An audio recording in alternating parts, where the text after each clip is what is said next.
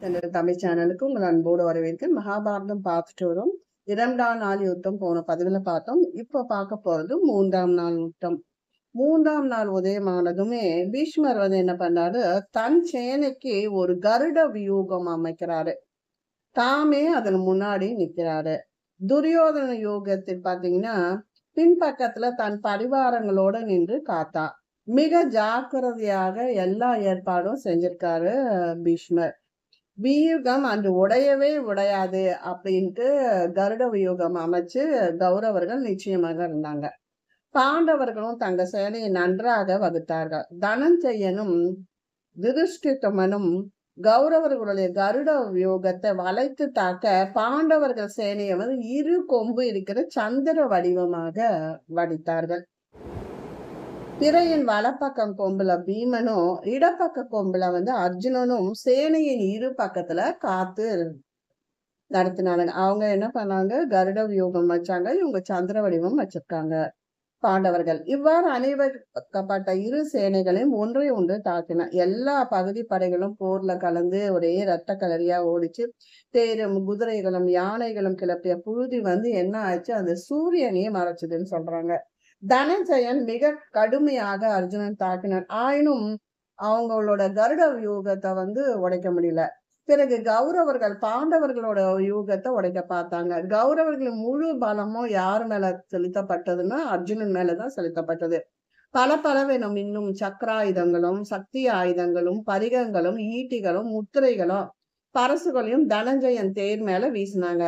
விட்டீர் பூச்சி கூட்டத்தை எப்படி தன் ரதத்தை நோக்கி வரும் அஸ்திரங்களை போல அர்ஜுனன் அற்புதமாக சாமர்த்தியமாக தன் ரதத்தை சுற்றி அந்த அம்பு இடைவிடாமல் செலுத்தி அரண் உண்டாக்கி ஒரு அம்புகளை போட்டு ஒரு கதவு மாதிரி உண்டாக்கி தடுத்தான். மற்றொரு பெரும்பனையோடு சகுனியும் சாத்தியகியும் அபிமன்யுவை எதிர்த்தாங்க. சாத்தியகன் தேர் உடைஞ்சு தூள் தூளா போச்சு. ஏன்னா அபிமன்யு பெரிய வீரன் இல்லையா. உடனே அபிமன்யுவின் தேரில் ஏறிக்கொண்டு ஒரே ரதத்தில் இருவருமாக சகுனியின் சேனையை தாக்கி துவம்சம் செய்தனர். துரோணரும் பீஷ்மரும் இருவரும் சேர்ந்து தர்மபுத்திரன் இருந்த படை வகுப்பை தாக்கினாங்க. இப்படியே மாறி மாறி தாக்கினாங்க. நகுலர் சகாதேவரும் தர்மபுத்திரனும் சகாயமாக சென்று துரோணரோட படையை எதிர்த்தார்கள். பீமனும் கடோத்சுகனும் சேர்ந்து துரியோதனை எதிர்த்தாங்க. அந்த போரில் கடோத்கன் தன் பிதாவை மிஞ்சும் மடமாக பராக்கிரமத்தை காண்பித்தான். கடோத்கஜன் பீமனுடைய பானம் துரியோதனை இடித்ததுனால அவன் மூர்ச்சி அடைஞ்சு ரதத்துல வந்து மயக்கமுற்று சாய்ந்தான். இதை கண்டு அவனுடைய சாரதி தேரை வந்து போர்க்களத்துல இருந்து அப்புறப்படுத்தினான். துரியோதனன் மூர்ச்சியை கண்டு சேனைக்கு ரொம்ப பயம் வந்துருச்சு. தலைமை ஏற்று நடத்துறான் இல்லையா, அணிவகுத்து கலைந்து போகுமாறு அவன் அவ்வாறு செய்தான். ஆனால் அதுவே குழப்பத்திற்கு காரணமாயிற்று. துரியோதனன் களத்தை விட்டு போய்விட்டான் என்னாலும் கௌரவ படை வந்து ரொம்ப கலக்கமடைந்து இங்கும் அங்கு ஒழுங்கின்று ஓடியதால அவங்களோட அணிவகுப்பு கலைஞ்சிருச்சு. ஓட்டம் பிடித்த படைகளை பீமசேனன் துரத்தி சென்று தன் பானங்களால் எய்தான்.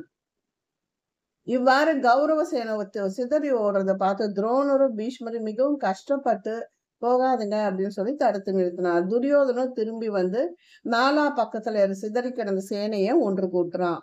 அதற்கு மேல் பீஷ்மரிடம் சரி நீரும் துரோணரும் என்று தலைமை வகித்த சேனை சிதறி எடுத்து ஓடும் போது நான் எப்படி இந்த அவமானத்தை பொறுத்துக்க முடியும், சும்மா நிற்கிறீர்களே, பாண்டவர்களின் உமக்கு அன்பேதான் காரணம்னு நிஷ்டிக்கிறான் அவங்க ரெண்டு பேரையும். பாண்டவர்களையும் யுதிஷ்டிரனையும் சாத்தியகையும் என்னால் எதிர்க்க முடியாது. அவர்கள் எனக்கு பிரியமானவர்கள் என்று நான் முந்தியே சொல்லி இருக்கிறேன் இல்லையா. இவர்களை எதிர்ப்பது உண்மையிலே உங்களுக்கு கஷ்டம் அல்ல. நீரும் துரோணரும் என்னை கைவிடுவதாயிருந்தால் இப்போதே பளிச்சென்று சொல்லிவிட்டு நீங்கள் போய்விடலாம் என்று பிதாமகரை தாக்கி பேசினான் துரியோதனன். தோல்வினால் ஏற்பட்ட மனக்கலக்கத்திலும் தான் செய்த தவறுகள் பீஷ்மருக்கு வெறுப்பாக இருப்பதை முதலில் இருந்து அறிந்தபடியால் துரியோதனன் வந்து இவ்வாறு அவர்களை கடுமையா தாக்கி பேசினான். அவனுடைய பேச்சை கேட்டு பீஷ்மர் சிரித்தார். அரசனே, உனக்கு நான் சந்தேகமர சொன்ன புத்திமதியை நீ கேட்கல. பாண்டவர்களை நீ ஜெயிக்க முடியாதுன்னு உண்மையை நான் உனக்கு நிறைய வாட்டி சொல்லியிருக்கேன். நான் சொல்லியும் கேளாம நீ யுத்தத்தையே ஆரம்பித்தேன். அது என் குற்றமல்ல. ஆயினும் உனக்காக நான் என் கடமையை தவறாம தான் செஞ்சிட்டு இருக்கேன். நான் கிழவன். என் சக்தியின் அளவு நான் செய்யக்கூடியதையும் என் முழு பலத்தையும் வஞ்சனையின்றி உன் கண் முன்னே செலுத்துவன் என்று துரியோதனருக்கு சொல்லிவிட்டு மறுபடியும் போர் துவங்கினான். முற்பகல் நடந்த நிகழ்ச்சிகளின் பயனாக பாண்டவர்களை ரொம்ப களைப்புற்றிருந்தார். ஓடிய சேனை ஒன்று சேர்ந்து பீஷ்மர் தாக்குவாருன்னு அவங்களும் எதிர்பார்க்கல. துரியோதனை இடித்து சொன்னவுடன் அவருடைய வார்த்தை இவருக்கு கோபத்தை தூண்டவ சுழலும் கொல்லிக்கட்டையின் வட்டத்தை போல அவர் சஞ்சாரம் யுத்த பூமியில நாலா பக்கமும் பிரவேசித்தது. நல்ல பிரகாசமும் ஆயிற்று.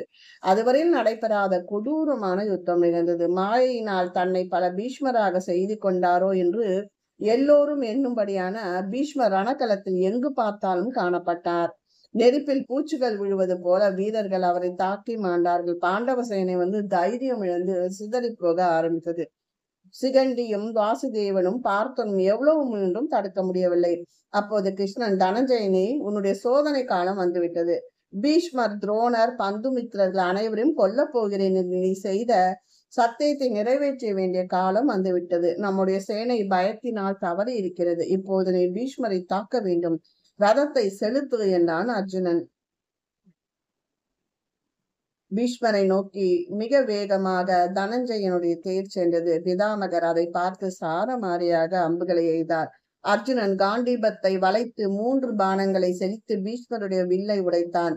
அவ்வுடனே அவர் என்ன செஞ்சார்? வேறொரு வில்லை எடுத்தார். அதுவும் முறிந்தது.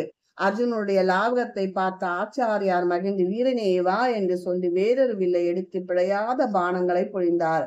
அந்த தாக்குதலை அர்ஜுனன் தடுக்க முறையானது கிருஷ்ணருக்கு திருப்தி தரல. பிதாமகருடைய தாக்குதல் பலமாக இருந்தது. அவர் போரில் இவன் வைத்திருக்கும் கௌரவத்தால் இவனுடைய கைகள் சரியாக வேலை செய்யவில்லை. தங்களுடைய படை பயந்து ஓடிக்கொண்டிருக்கும் சமயத்தில் இவ்வாறு தயங்கினால் காரியம் கெட்டு போகும் என்று கிருஷ்ணன் தனக்குள் எண்ணினான். ஆயினும் உடலில் பல இடங்களில் அர்ஜுனனும் கிருஷ்ணரும் அம்புகளால் அடிபட்டார்கள். ஜனார்த்தனுடைய கோபம் பொங்கியது. இனி பொறுக்க முடியாது. பீஷ்மரை நானே கொள்வேன் என்று கிருஷ்ணன் குதிரையின் கடிவாளத்தை கட்டி விட்டுவிட்டு சக்கரத்தை கையில் பிடித்து தேரில் நின்று கீழே குதித்தான். பீஷ்மர் இருந்த இடம் நோக்கி மிக வேகமாக நடந்து சென்றான். பீஷ்மரோ இதை கண்டு கலக்கமிடவில்லை. சந்தோஷம் விடுத்து, வா வா தாமரை கண்ணா, மாதவா, லோகநாதா, உன்னை வணங்குகிறேன். எனக்காக தேரில் இன்று இறங்கினாயா? நீயே என் உயிரை கொள்வாயாக. மூலகத்து எனக்கு புகழ் அளித்தவனாயாய். உன் கையினால் நான் கொல்லப்பட்டான் மீளா பதவியை அடைவேன் என்றார் கூறினார். காரியம் கெட்டுவிட்டது என்று அர்ஜுனனும் ரதத்தை விட்டு மிக வேகமாக ஓடிக்கொண்டிருந்த கிருஷ்ணனை துரத்து பிடித்து கொண்டு ஓடினான். வெகு சிரமப்பட்டு கிருஷ்ணனை பிடித்துக் கொண்ட, கோபம் வேண்டாம், திரும்புவாயாக, இந்த காரியத்தை நான் செய்கிறேன் என்று அர்ஜுனன் சொன்ன பிறகு கிருஷ்ணன் மறுபடியும் தேரேறி குதிரைகளை செலுத்தலானான். அதன் பின் அர்ஜுனன் கௌரவ படையை பலமாக தாக்கி ஆயிரக்கணக்கான பேர்களை வதம் செய்தான். அன்று மாலை யுத்தம் முடிந்தது. கௌரவ சேனை பெரும் தோல்வியுற்று தீவெட்டிகளின் வெளிச்சத்தில் பாசறை திரும்பியது. அர்ஜுனன் வெற்றி பெறுவது தகுந்ததே. அவனுடைய சாமர்த்தியத்தை வேறு யார் படைத்திருக்கிறார்கள் என்று ஒருவருக்கொருவர் சொல்லிக்கொண்டே போகிறார்கள். அடுத்தது நம்ம 4ஆம் நாள் யுத்தத்தை அடுத்த ஒரு பரிசை பார்க்கிறோம். நன்றி.